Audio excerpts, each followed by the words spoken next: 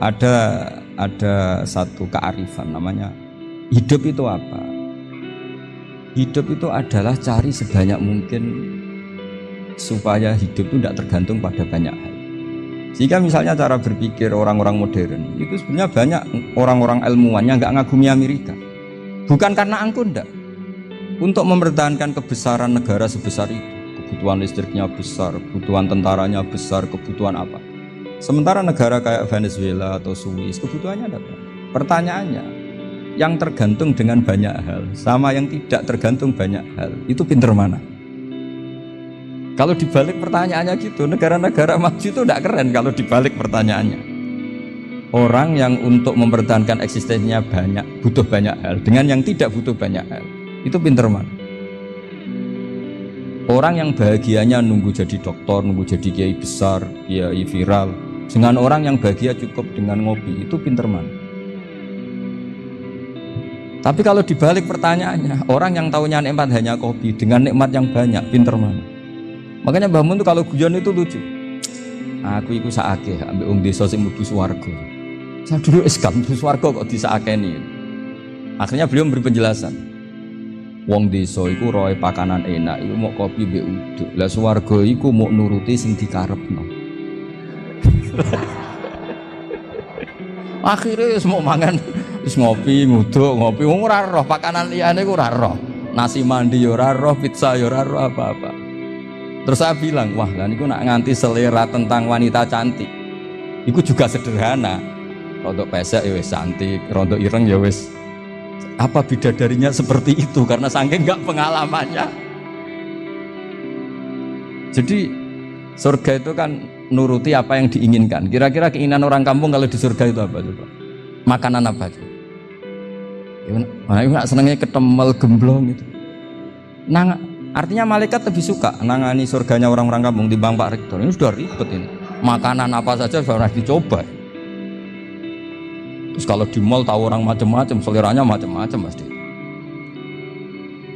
Enak mana kalau sampai jadi malaikat pelayan surga? Suka ngelayani orang kampung apa yang orang kota? Orang kampung kan.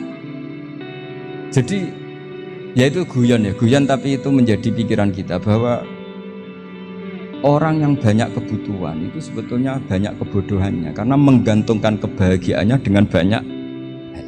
Makanya Imam Syafi'i ngendikan istighna itu apa? Al istighna anisya lagi. Yang dikatakan kecukupan adalah berusaha sebanyak mungkin banyak hal tidak kamu butuhkan. Bukan memenuhi semua kebutuhan kamu karena nafsu kamu ini tidak ada batasnya gitu. Kalau kamu penuhin nggak akan selesai. Itu ada perempuan yang kurang cantik itu minta doa saya, Gus doain suami saya kaya, terus tak guyonin, terus nggak minta. Kalau suami kamu kaya, yang pertama dirubah itu apa? Rumah supaya rumah saya bagus. Kedua apa? Mobil supaya mobil saya bagus. Nanti yang dievaluasi itu kamu. Mobil bagus, Alphard, rumah mewah, istrinya kamu pasti itu dievaluasi. Langsung nggak usah sudah gini aja kan. Jadi pertama yang dievaluasi itu kaya itu coba kalau suami kaya itu yang dievaluasi pertama rumah ya, rumah ganti. Setelah itu apa? Mobil. Kira-kira berikutnya akhirnya sudah nggak jadi. Nabi Ibrahim itu pernah minta umur panjang, keren umur panjang. Sama Allah nggak dijawab. Datang orang tua itu bertamu ke Nabi Ibrahim, terus disuguhi dikasih kurma. Apa itu? Kok kurma apa? Anggur yang sudah matang sekali, sudah dimakan. Setelah dimakan meler keluar lagi, dimakan lagi meler lagi. Terus Nabi Ibrahim masuk lagi ke kamar. Ya Allah, doanya tak cancel. Nanti kalau saya tua kayak itu. Jadi Allah itu nggak jawab langsung tapi ngirimkan itu. Akhirnya ya Allah nggak jadi. Nanti takut itu. Saya pernah ngalami jadi kiai tadi ada ibu-ibu ya nggak pati cantik. Suaminya tuh miskin sekali. Minta doa saya supaya kaya. Bareng tak kasih pertimbangan itu udah nggak usah nggak jadi. Jadi itu kearifan. Tapi kearifan ini harus kita tanamkan. Saya nggak bisa membayangkan Indonesia yang besar ini. Andai kan tidak ada kona'ah. Nerimo ing pantun. Coba sekarang ada Covid. Andai kan Indonesia tuh kayak Perancis, Saya beberapa kali punya tamu orang yang hidup lama di Perancis, bahkan dapat istri orang Perancis. Itu dulu gak begitu mencintai Indonesia. Tapi setelah di Perancis 2 tahun, wah Indonesia hebat. Di Perancis itu kata dia kalau cerita, semua kebutuhan masyarakat itu dibebankan ke negara. Apa saja minta negara, apa saja nyoal negara. Sementara Indonesia, coba kalau Indonesia mengalami seperti ini kok tidak ada konaan, rimo ing pantun, bisa kios Indonesia. Orang miskin nyalahkan negara, kelaparan nyalahkan negara, apa saja. Tapi barokahnya dididik kiai, jogeman nyalahno wong liya. Urip nromok ing pandum, diame. Sampai gak ngerti kalau Covid.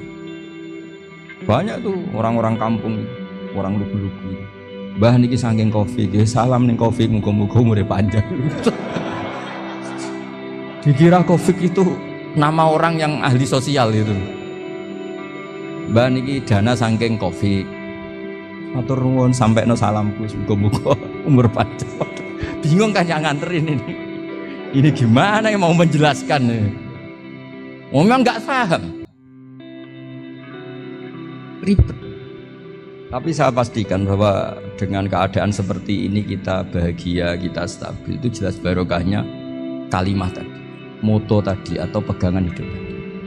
Makanya disebut al-ibarat qutun li'ailatil mustami'in, bahwa redaksi atau kata-kata atau pegangan atau filosofi hidup, apalah namanya itu adalah penyemangat. Penyemangat. Karena kata-kata ini memang luar biasa. Ketika sahabat perang demi kebenaran, zaman itu ya pasti benar karena yang dibela Nabi. Dulu itu kan enak zaman Nabi, yang dibela mesti benarnya, musuhnya mesti salahnya. Sehingga dulu itu memang harus tegas. Kalau sekarang mau tegas gimana? Yang kamu bela tidak mesti benar, musuhnya tidak mesti salah. Ribet kan kalau misalnya saya tukaran sama Pak Rektor, kamu mau bela mana kan bingung. Saya tidak mesti benar, saya tidak Nabi. Pak Rektor apalagi nggak mesti benar lagi kan, ribet kan. Jadi kalau kita mau perang sekarang itu mau pede gimana? Enggak. Makanya banyak ulama sekarang tuh mau tegas tuh nggak berani karena ya banyak hal yang abu-abu lah wilayahnya. Misalnya pilihan presiden atau pilihan bupati, pilihan menteri. Kamu mati-matian bela itu, yang kamu bela tidak mesti benar, musuh kamu tidak mesti salah. Misalnya pilihan bupati, wah ini kabupaten ini baik kalau bupatinya ini, yang satu bilang ini, terus tim suksesnya kamu tanya, kamu yakin? Ya tidak juga. Lah kenapa semangat? Kan saya botohnya, paling alasannya ya itu aja, bukan yang lain. Beda dengan zaman Nabi, nabinya mesti benar, Abu Jahalnya mesti salah, kan enak aturan mainnya jelas. Singkat cerita dalam perang itu banyak sahabat yang ngalami luka, ngalami apa. Kemudian curhat ke Nabi, ya Nabi gara-gara derekkan jenengan, ngikuti jenengan saya harus ngalami seperti ini, seperti ini. Ngiranya orang itu diapresiasi sama Allah keluarnya. Ternyata sama Allah gak diapresiasi. Malah diturunkan ayat intakunu ta'lamuna fa innahum ya'lamuna kama ta'lamun wa tarjuna minallah ma'ala. Kalau kamu sakit karena perang, orang-orang kafir itu ya sakit, itu saja berani padahal demi kekafiran.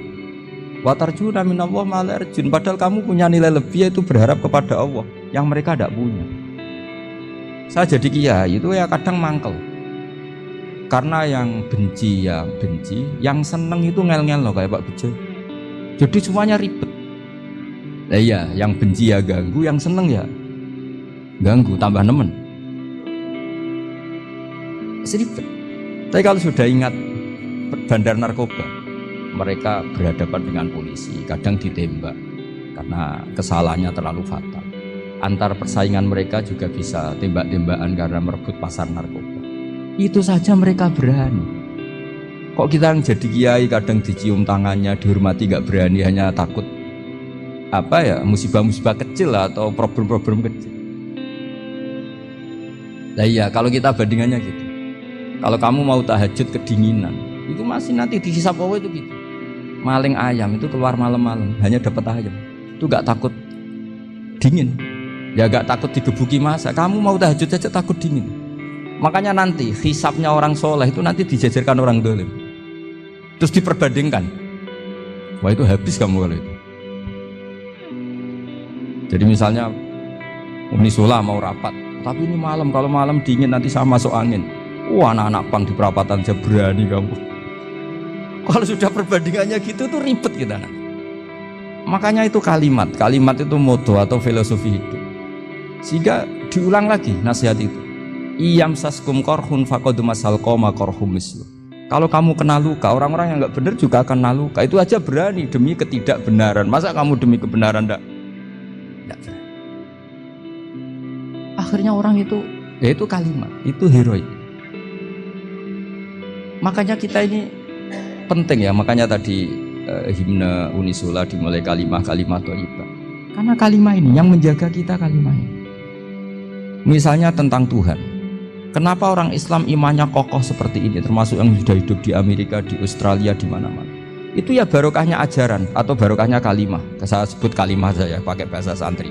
Karena la ilaha illallah itu dalam tradisi santri disebut kalimatu haqqin alaiha nahya wa alaiha namut wa alaiha nub'ats. Ada yang riwayat wa biha nub'ats insyaallah taala minal amin. Kenapa mereka di mana-mana meskipun sekolah di Amerika, di Australia, bahkan di Uni Soviet tetap mukmin? Itu barokahnya ajaran yang benar. Allah itu siapa? Tuhan. Tuhan itu sifat dasarnya apa? Awal. Dia harus wujud awal sebelum makhluk yang lain. Sehingga ketika ada negara yang maju, yang tertib, manajemennya tertib, masyarakatnya makmur, tapi punya Tuhan yang tidak seperti itu, tidak awal, itu sudah gak nyaman. Karena ndaklah keren Tuhan saya, karena Tuhan saya itu al-awwal, zat yang pertama. Tuhan saya keren lah, zat yang gak mati. Tuhan yang gak mati, yang gak pernah ngalami kematian. Sehingga tontonan atau yang dilihat kenikmatan-kenikmatan yang lain ini tidak mengubah dia pendirian tentang Tuhan. Karena mantapnya satu kalimat tadi, bahwa Tuhan itu ya harus satu, harus awal, harus tidak mati, tidak rusak, tidak ngalami apa-apa yang membahayakan. Sehingga ketika ditawarin Tuhan yang lain, meskipun menjanjikan secara finansial atau kemakmuran, mereka gak tertarik. Itu coba, itu barokahnya makmur apa barokahnya ajaran? Barokahnya ajaran. Sering negara Islam itu kalah makmur dengan mereka, tapi barokahnya ajaran ini tetap apa? Tetap Islam. Makanya Nabi Ibrahim, Nabi yang sukses bikin wa ja'alaha kalimatam baqiyatan fi. Di antara tugas suci Nabi Ibrahim dan semua Nabi adalah wa ja'alaha kalimatam baqiyatan fi aqibi. Nabi Ibrahim itu Nabi yang diberi gelar Allah. Dia adalah Nabi yang menjadikan kalimat tauhid itu kalimat yang abadi.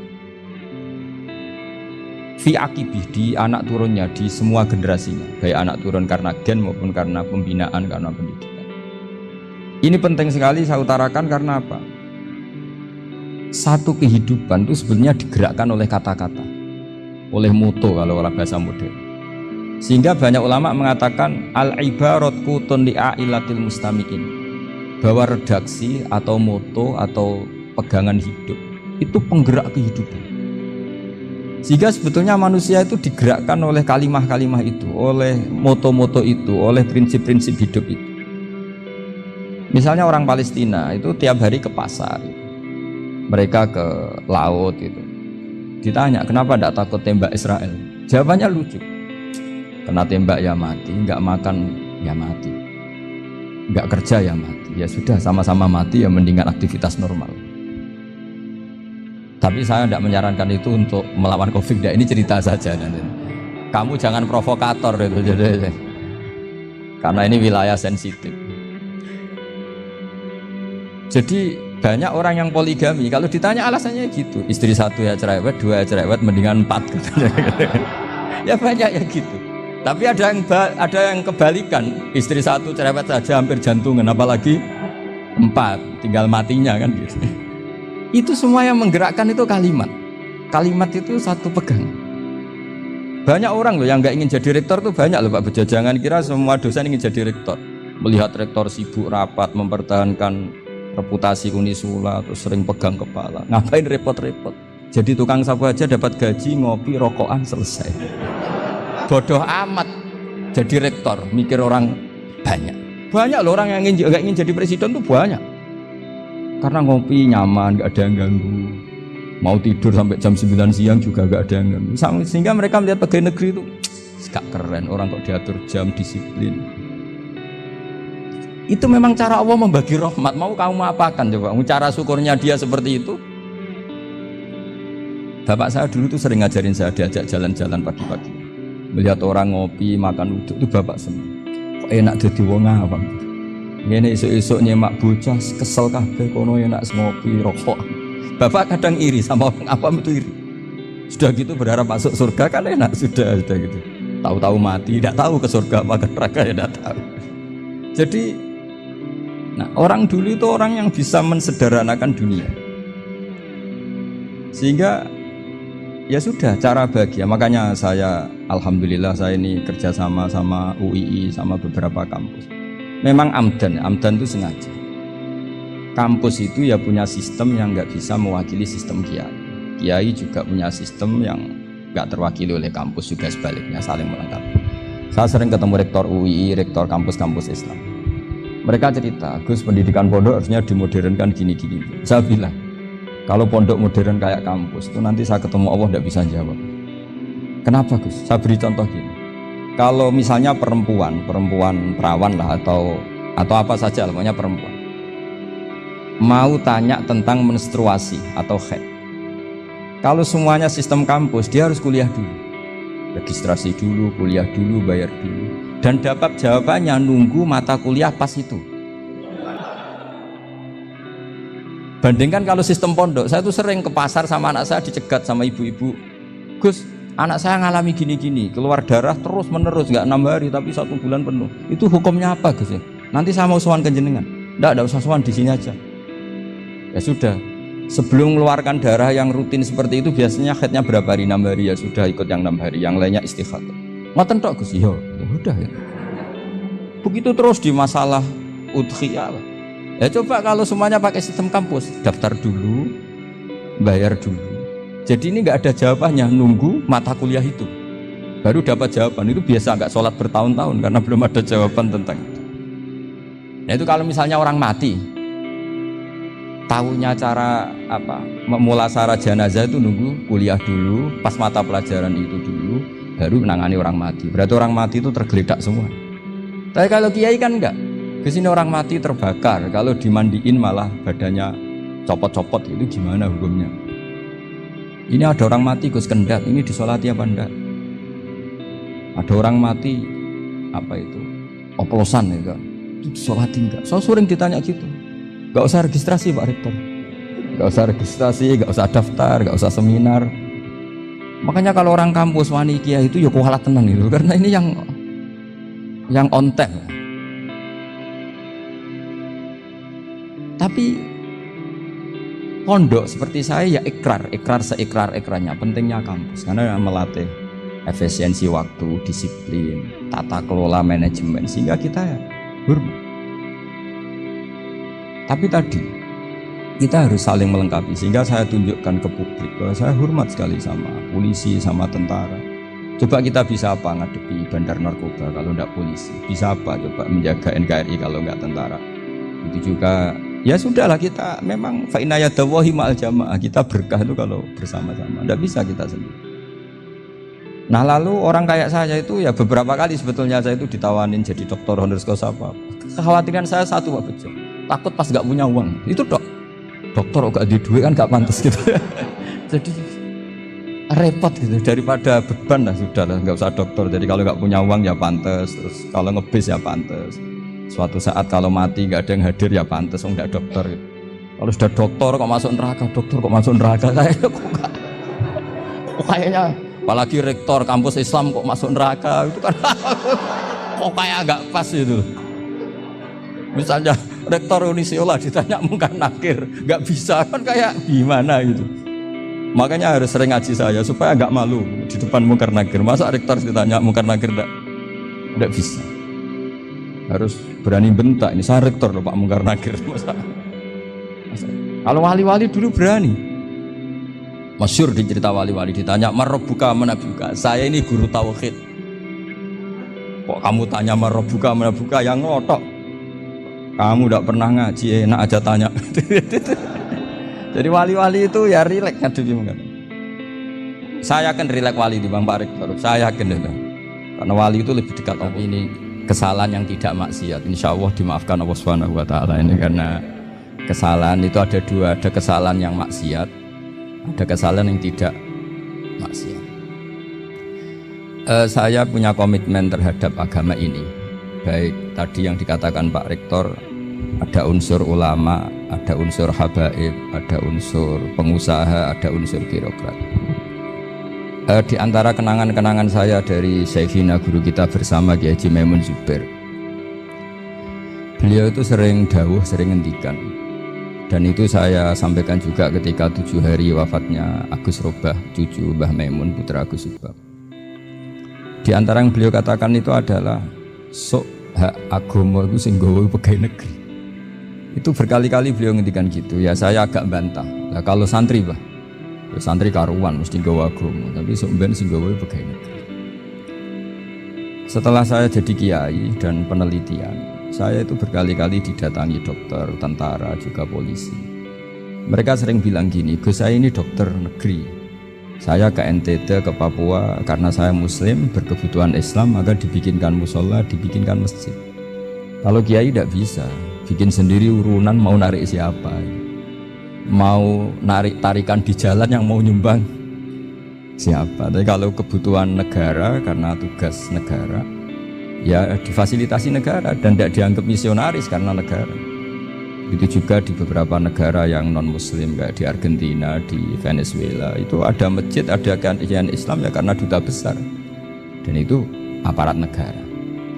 Disinilah kearifan para ulama berkoalisi dengan umarok dengan makna yang positif, bahwa agama ini harus ditopang umarok, sistem negara. Tentu di situ ada tentara, ada polisi, ada macam-macam. Kita sebagai kiai juga nggak berdaya di depan para bandar narkoba apa-apa kalau nggak ada BNN. Kita mau apa dengan korupsi kalau nggak ada KPK. Sehingga kearifan para guru-guru kita, mulai Mbah Maimun, bapak saya sendiri, NU, Muhammadiyah, semua ormas-ormas Islam itu pasti maulah kerjasama. Karena kita siapa kalau nggak kerjasama? Dan di antara pesan Rasulullah SAW adalah yaduwahi ma'al jamaah. Jadi apa ya, kebersamaan itu sudah berkah. Fa inna yadallahi ma'al jamaah. Jadi berkah. Lalu kenapa saya kalau ngaji bawa kitab? Ini agak sebetulnya itu lazim. Lazim itu suatu yang harus. Tapi karena kelamaan mubalek itu tidak pakai kitab. Seakan-akan bawa kitab itu yang aneh. Sebenarnya aneh mereka. Karena begini logika simpelnya ya. Umat Nabi ini berhak dapat apa coba? Berhak dapat warisan yang paling luhur, paling hebat, paling jernih. Apa itu Quran dan hadis? Pertanyaannya, siapa yang paling punya hak otoritatif untuk menerangkan Quran hadis? Ulama. Ulama yang mana? Ya yang kapabel, yang sudah diakui dunia, kayak Imam Ghazali, Imam Bukhari, Imam Syafi'i. Artinya kalau kita tidak pakai materi, itu ulama mendapat pikiran kita, bukan mendapat pikiran mereka. Saya ulang lagi, kalau kita tidak pakai materi yang otentik, yang orisinil, umat ini mendapat pikiran kita, bukan pikiran mereka. Maka saya berusaha supaya teman-teman atau semua umat Islam dapat pikiran-pikirannya Imam Ghazali, pikiran-pikiran Imam Bukhari, pikiran-pikiran Abdul Qasim Al-Junaidi, kejernian-kejernian Abu Yazid Al-Bustami. Kejernian itu diantaranya adalah misalnya makalah yang menurut saya itu makalah yang super. Jadi untuk ngadepi krisis karena COVID atau karena apalah, itu lama dulu sederhana sekali. Beliau punya rumus yang mungkin jarang didengungkan orang, tapi saya akan kampanye rumus ini. Al-istighna, haqiqatul istighna, itu adalah al-istighna anis syai' labihi. Jadi pemenuhan kebutuhan yang sebenarnya adalah kita berusaha menghindari sebanyak mungkin kebutuhan yang sekunder, yang nggak penting. Bukan memenuhi semua yang kita inginkan. Jadi misalnya begini ya, kalau kita lapar, itu keinginan kita itu makan enak apa asal makan? Tentu jawabannya asal makan yang sehat. Tapi kalau nuruti nafsu kita, makannya yang enak, teman makan ya enak, terus di warung yang favorit. Ini kan satu kebodohan. Kenapa untuk makan saja butuh definisi sekian banyak? Yang kita harus kecewa, warung favoritnya bisa sudah tutup, atau kita ke sana harus macet. Ribet. Yang benar-benar arif dan bijaksana itu adalah al-istighna anisya. Sesuatu yang tidak mendesak itu jangan jadikan kebutuhan. Sehingga kalau kita puasa misalnya, semua makanan itu enak karena kita sangat lapar. Sehingga Abul Qasim Al-Junaidi ketika ditanya, ma'idamu to'am, lauk makanan itu apa? Jawabannya lucu, alju, lapar. Kalau kamu lapar ya semuanya enak. Ini sudah mulai hilang. Kita bilang makan enak itu ya sate, ya gulai, ya pizza yang kita senang. Akhirnya apa? Untuk nikmati nikmatnya Allah itu kita jadi ribet. Apalagi yang orang-orang fasik harus ditemani perempuan yang tidak halal misalnya, atau harus ada ajudan, ribet. Nah pertanyaannya, orang yang ribet sama yang nggak ribet itu pinter mana? Pinter yang nggak ribet. Nah ini kearifan-kearifan yang mulai hilang. Lalu siapa yang bisa mewarisi itu? Ya ulama. Jadi ulama itu cara berpikir sebenarnya simple. Makanya mereka sering kalau tahajud itu, di antara makalah Sayyidina Ali paling terkenal dan yang menjadikan beliau punya derajat yang luar biasa itu adalah kafani izzan antakuna li robban wa kafani fakhran an akuna laka abdan. Ya Allah, saya ini sudah begitu mulia, begitu terhormat dan sangat-sangat terhormat karena yang menjadi Tuhan itu Engkau. Jadi rumus pertama itu karena menjadi Tuhan itu Engkau. Hanya Tuhan yang abadi, Tuhan yang pertama, hanya Tuhan yang al-awwal. Coba ya Allah, kalau saya ini punya Tuhan Fir'aun, punya Tuhan mati jadi tontonan lagi, itu kerennya di mana tuh? Andaikan kita punya Tuhan Fir'aun, atau punya Tuhan yang asal usulnya manusia, apapun hebatnya manusia itu, kita punya Tuhan manusia itu. Tuhan yang lapar, yang kalau nggak makan mungkin pingsan, mungkin bisa kena COVID, nanti Tuhannya diisolasi, kayak apa? Makanya ketika Tuhan Allah menyindir ketuhanan selain Allah itu, Allah hanya menyindir dengan kalimat sederhana, karena yakulanit to'am, yang kamu tuhankan itu masih makan. Hanya kalau nggak makan ya lemes. Jadi lama-lama ada orang gini, alhamdulillah tadi Tuhan mampir ke saya, kelihatannya lapar, setelah tak kasih makan sehat lagi. Susah nggak punya Tuhan yang seperti itu. Beda dengan Tuhan kita, Tuhan yang nggak butuh makan, nggak butuh minum, Al-Qayyum, zat yang berdiri sendiri tanpa butuh yang lain, Al-Awwal. Sebelum ada langit bumi sudah ada Tuhan kita, yaitu Allah. Bandingkan dengan Tuhan-Tuhan yang dipertuhan yang lain, yang adanya setelah bumi, misalnya Fir'aun dan sebagainya. Sehingga Sayyidina Ali pertama jadi kebanggaan apa? Kafani izzan antakuna li robban. Saya ini keren betul karena punya Tuhan yaitu Engkau, Tuhan yang lahul asmaul husna, Tuhan yang semuanya punya kebaikan, punya keabadian, punya keagungan. Terus wa kafani fakhron an akuna laka abdan, dan saya bangga sekali karena saya menjadi hambamu. Kalau saya jadi hambanya Pak Rektor ribet kan, sudah tak hormati ternyata nanti tidak rektor, ya kan ribet kan. Terus pokoknya ribet, jadi budaknya manusia itu ribet. Makanya ada seorang wali datang ke temannya yang jadi presiden atau jadi raja. Datang ke situ karena tidak punya uang, mau minta uang karena temannya raja. Setelah sampai sana ternyata temannya ini karena orang soleh pas berdoa, ya Allah saya minta ini, minta ini, minta ini. Terus si wali tadi pulang. Kenapa kamu pulang? Ternyata dia sama, masih minta-minta kayak saya. Jadi sederhana, sama-sama minta kamu, minta zat yang kamu mintain. Jadi dulu itu orang itu sebegitu dekat dengan Allah. Sehingga si raja ini terus ketemu wali tadi tanya, kenapa kamu menyepelekan saya? Padahal sekarang saya raja. Terus ditanya sama wali tadi, karena temannya, kalau kamu di padang pasir tidak bisa minum, dan harus minum 1 gelas, dengan ongkos kamu harus mengasihkan semua kerajaan kamu demi minuman itu. Pilih mana, minuman apa tetap jadi raja? Ya saya milih bisa minum. Saya tidak raja tetap hidup, tapi kalau nggak minum mati. Bagaimana Anda bangga dengan satu kerajaan sing la yusawi kak samain, yang tidak sama dengan segelas air. Jadi artinya terus mereka melihat jadi raja itu ya biasa, jadi presiden biasa, jadi rektor biasa, karena mereka biasa berlogika. Hakikatul izzah itu ya at-taqarrub ila Allah, yang benar-benar terhormat itu ya dekat dengan Allah. Begitu seterusnya mereka bikin paradok-paradok yang aneh, tapi itu menjadi pelajaran. Bapak saya Ki Nur Salim itu senang baca anekdot Nasiruddin Koja. itu kalau bikin orang-orang aneh, itu dia datang ke satu pesta, pakai baju lusuh, pakai sarung lusuh atau celana lusuh, sama sohibul bed yang punya acara dibiarin. Setelah dibiarin dia pulang pakai jas, pakai dasi, pokoknya keren. Dihormatin, pakai alpat, pokoknya dihormatin. Silahkan. Pas dia disuruh minum, minumannya itu disokkan saja ke sakunya. Jas, kamu harus minum yang baik, karena kamu yang dihormati, bukan saya. Terus makanan semuanya diletakkan di saku, ada yang apa? Ayo kamu makan yang banyak. Alpatnya juga gitu, dikasih sate apa? Ayo kamu makan yang banyak. Mereka tidak melihat saya, melihat kamu. Akhirnya orang satu pesta itu istighfar semua, berarti kita ini salah. Terus dia pidato, kenapa kamu uang gitu? Tadi saya datang, orangnya sama. Gara-gara beda pakaian, penghormatannya beda. Berarti yang berhak dapat makanan ini jasa ya, bukan saya. Betapa naifnya kita sebagai orang. Ternyata kita masih hormat sesuatu yang seperti itu, yang atribut.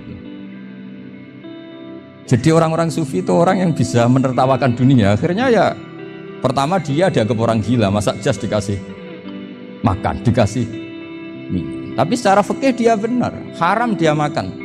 Karena pas dia datang dibiarin, setelah pakai jas dikasih makan. Berarti hakikat yang dapat rezeki siapa? Jasnya apa orangnya? Jasnya apa orangnya? Jasnya.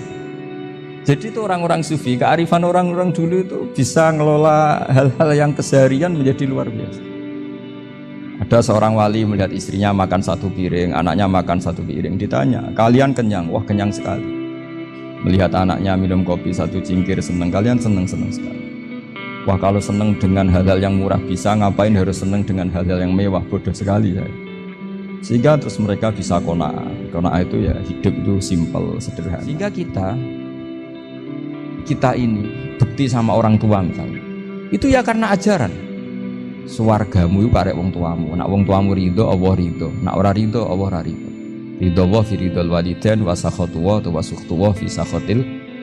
Sehingga ketika ada orang tua yang agak brengsek gitu, anak-anak tetap hormat.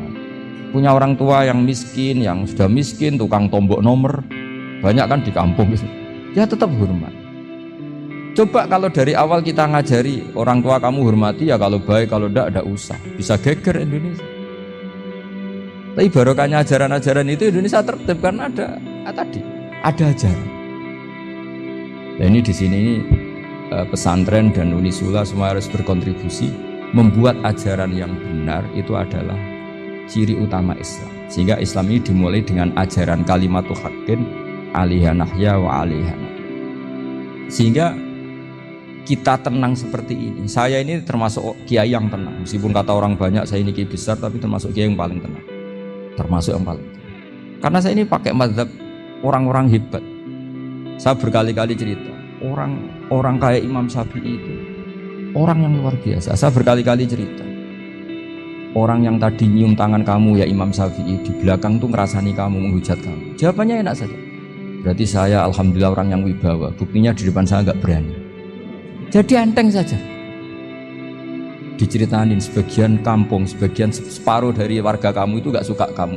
Ya bagus lah nggak suka saya, nggak akan utang duit saya. Di mana-mana orang utang tuh karena teman dekat. Kalau nggak seneng pasti minimal nggak utang, nggak pinjam mobil, nggak pinjam. Berkah mana yang seneng sama yang gede? Jadi dianggap enteng saja. Semua yang dialamin dianggap enteng saja. Misalnya punya istri pemarah, ya bagus lah marahin suami. Kalau marahin tonggo malah ribet. Jadi kamu harus terima kasih kalau dimarahin istri. Bagus lah marahin saya mah, kalau marahin tonggo ribet. Jadi enteng saja. Tapi kita sekarang itu karena nafsu ya, sehingga menghadapi hidup ini ribet. Ulama dulu kalau mau mati itu senangnya bukan main. Sudah lama saya ini ingin gak maksiat. Kayaknya gak maksiat paling efektif itu mati. Ya tidak apa-apa Gusti, kalau sebaiknya mati ya mati aja. Enteng saja. Jadi melihat kematian itu akhir dari segala keburukan atau potensi keburukan. Apapun baik kita sekarang, suatu saat mungkin kita nggak baik. Yang bisa menghentikan ketidakbaikan atau potensi ketidakbaikan itu apa coba? Mati kan? Berarti mati itu mengerikan apa menyenangkan? Mesti kamu tidak berani menjawab. Meskipun secara ilmu kamu berani, tapi secara rasa nggak berani kan? Saya ulang lagi ya. yang bisa menghentikan keburukan atau potensi keburukan. Itu apa tuh, Pak? Apa? Kematian. Berarti kematian itu menyenangkan atau menyusahkan? Apapun kamu tidak berani jawab karena kamu agak-agak duniawi itu kelihatannya. Tapi secara ilmu, kamu tahu kan kalau mati itu tidak buruk-buruk banget. Karena apa? Itu akhir dari segala. Sehingga Nabi ngajarkan kalimat itu begitu luar biasa. Allahumma ahyini maka natil hayatu khairan li wa tawaffani maka natil wafatu khairan li. Nabi melihat dunia itu begitu indah. Ya Allah, kalau saya ini hidup, anggap saja hidup ini ziyadatan li fi kulli khairin, menjadi modal saya menambah segala kebaikan. Jika suatu saat saya mati, anggap mawon rohatan li min kulli syarrin, itu akhir dari segala keburukan saya. Sehingga mati hidup ya baik karena di situ kita bisa berkontribusi beramal soleh. Mati juga baik karena mengakhiri segala keburukan. Nabi nate ngendikan lagi, ajaban li amril mu'mini inna amrohu kullahu khair. Orang mukmin itu mengagumkan, semuanya baik. In asobathu na'ma syakara fakana khairan lah. Kalau baru dapat nikmat, dia syukur, maka itu baik. Wa in asobatu dharra sabara. Kalau dapat masalah mereka sabar, itu juga baik. Sehingga orang mukmin dua sisinya pasti baik. Itu juga kalimat, maksudnya moto atau pegangan hidup. Nah, berikut ini saya beri contoh, ini kenangan saya, ini contoh terakhir. Masalah jadi orang terkenal maupun tidak. Di sini dicontohkan Imam Ghazali di halaman 367 di kitab saya 367, juznya 3 di kitab Ihya Ulumuddin. Di sini beliau cerita betapa untuk menjaga ikhlas sebaiknya orang itu tidak terkenal, tidak syuhrah, tidak terkenal. Oke, itu kita sepakat ya, karena kalau terkenal mungkin orang dipaksa publik dengan tanda kutip untuk selalu berbuat baik, tapi karena jaim lah, jaga image atau apa. Tapi ketika dibalik pertanyaannya, kamu rela yang terkenal itu orang nggak benar, sementara yang orang benar itu nggak terkenal. Lalu masyarakat taunya yang tidak benar. Kalau pertanyaannya dibalik gitu, orang baik wajib terkenal enggak? Kalau pertanyaannya dibalik seperti itu, dokter yang benar tidak terkenal, yang malpraktek terkenal. Kamu ingin kondisi seperti itu? Gak ingin kan? Kampus yang bagus gak terkenal, kampus yang bagus gak terkenal, yang gak bagus. Nah, artinya apa? Gara-gara olah kata, olah pikiran, ini logika jadi rubah. Lagi-lagi apa? Jawaban itu ada di kata-kata sebetulnya. Makanya bab-bab seperti ini tidak usahlah kita berdebat, berpolemik. Sebaiknya orang itu humul, menutup diri, apa sebaiknya orang terkenal, itu nggak perlu seperti itu. Sudah terserah Tuhan saja. Makanya saya mulai dulu ngaji sampai sekarang itu ya tidak punya punya ikon tertentu atau punya website tertentu, enggak. Sudah terserah Pangeran. Saya juga tidak sok suci materialistik atau enggak, ya tidak mikir saya. Bukan apa-apa ya, karena saya ini kiai, jadi biasa urusannya sama Allah, tidak sama makhluk. Jadi pusing kalau sama sarah-sarahnya makhluk itu pusing. Meskipun rektor kalau nasihati saya pasti tidak saya terima, itu tetap makhluk, itu sudah ada ngefek kalau saya itu sudah ada itu. Bukan karena saya sombong, ya memang makhluk betul gitu, bukan. Cuma nasibnya bejo aja, tapi makhluk tetap makhluk. Saya beri contoh ya. Ini makalah yang ditulis Imam Ghazali. Ya. I'lam aslahakallah anna aslal jah wa intisarus sayyid atau sayyidi wal istihar wa huwa mazmum balil mahmudu al khumulu illa man saharahu wa ta'ala linasri dini min ghairi takallufi talabi syuhrati min. Jadi kalau kamu ingin ibadah kamu selamat, ya kamu jangan terkenal. Tapi resikonya adalah kalau kebaikan itu tidak terkenal, maka agak dikenali. Kalau agak dikenali berarti masyarakat hanya punya percontohan yang tidak baik, karena yang baik tidak terkenal. Jadi itulah ulama-ulama dulu. Jadi apa-apa itu dibanding-bandingkan. Kemudian nanti kelihatan, jawabannya itu kelihatan. Jadi ulama dulu itu biasa ngarang misalnya afatun nikah, sisi negatifnya nikah. Harus ngurmat istri, harus macam-macam, kalau terlantar itu ya dosa. Seperti tadi Pak Marsudi cerita, Kalau orang ngapalkan Quran itu takut lupa. Kalau lupa itu jadi dosa. Pertanyaannya, kalau semua orang takut lupa, takut dosa, semua orang nggak hafal Quran karena potongan-potongan lupa. Cara berpikir tidak seperti itu. Kalau berpikir ya namanya hafalan ya inginnya hafal, kan nggak ingin lupa. Lah nanti kalau takdirnya lupa karena hal-hal yang dimaklumi oleh syariat itu nggak yang termasuk dosa. Yang dosa itu lupa tak iwiri udrin syar'iyin, lupa yang tidak ada sebab yang apa syar'i. Tapi lupa bawaan EQ-nya tidak bagus, lupa bawaan sering dibentak, oh itu nggak masalah karena bawaannya orang tertekan itu ya lupa. Coba kamu hafal Quran terus punya kredit jatuh tempo, pas hari itu aku yakin nggak cerdas sudah. Itu bawaannya orang tertekan itu pasti lupa. Jadi ya saya teruskan ya. Jadi terus ada makalah yang sangat bagus sekali tentang itu. Saya baca. Wa yadullu ala dzalika anna Allah azza wa jalla amaral anbiya'a bi idharil amali lil iktida wa khassahum bi mansibin nubuwah. Wa la yajuzu ayyudhanna bihim annahum khurrimu afdhalal amalen. Jadi orang yang terlalu mendewa-dewakan khumul itu menutup diri. Oke, itu baik karena dengan khumul, dengan menutup diri Anda tidak riya, Anda tidak pamer. Tapi kata Imam Ghazali, kamu juga harus ingat di antara syaratnya Nabi itu harus mengumumkan kalau beliau itu seorang Nabi. Harus memaklumatkan kalau beliau seorang Nabi supaya bisa diikuti. Caranya sholat harus diumumkan sehingga Nabi itu mengatakan harus jamaah. Karena dengan cara jamaah itu bisa shollu kama ra'aitumuni sholli. Coba kalau Nabi sholatnya nggak diperlihatkan, kamu harus sholat yang benar. Caranya gimana ya Rasulullah? Itu rahasia. Bingung nggak kira-kira? Bingung nggak? Ya misalnya amal rahasia selalu lebih baik. Terus ada pertanyaan, Nabi ngendikan kamu sholat yang benar. Caranya gimana Nabi? Ya itu rahasia. Terus gimana coba? Tapi Nabi ngendikan apa? Shollu kama ra'aitumuni sholli. Ya sudah, kamu sholat niru saya sholat. Berarti Nabi sholatnya diperlihatkan apa disembunyikan? Diperlihatkan. Jadi begitu juga saya berkali-kali bilang, orang tahu kalau itu bidan ya berdasar tulisan itu bidan. Tahu kalau itu dokter gigi ya itu dokter gigi. Jangan sampai gara-gara tidak ada tulisan mau beli alat bangunan di dokter gigi, mau periksa gigi di toko bangunan. Gara-gara apa? Nggak ada maklumat.